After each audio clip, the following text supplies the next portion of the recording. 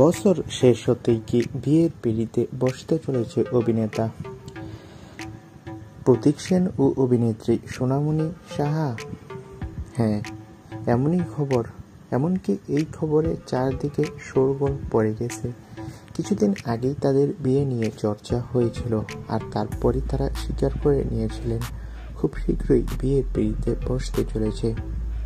প্রতীক জানিয়েছিল তার 4 হাত এক করতে চলেছে, তবে সময় কিছুটা দেরি হবে। বাড়ি থেকে বিয়ের প্রস্তুতি চলছে, আর তার মাঝেই সুখবর এলো। টেলিপাড়ায় জোর চর্চা, বছর ঘুরতে না ঘুরতে মোহর ধারাবাহিকের জনপ্রিয় জুটি বিয়ে করতে চলেছে, আর জানুয়ারিতে খুব সম্ভবত গাঁটছড়া বাঁধবেন তারা। যদিও প্রতীক বা সোনামণি অফিসিয়ালি এখনো তারিখ ঘোষণা করেনি। তো বন্ধুরা, তোমরা কে কে চাও সোনামণি সাহা ও প্রতীক যাতে খুব তাড়াতাড়ি বিয়ে করে?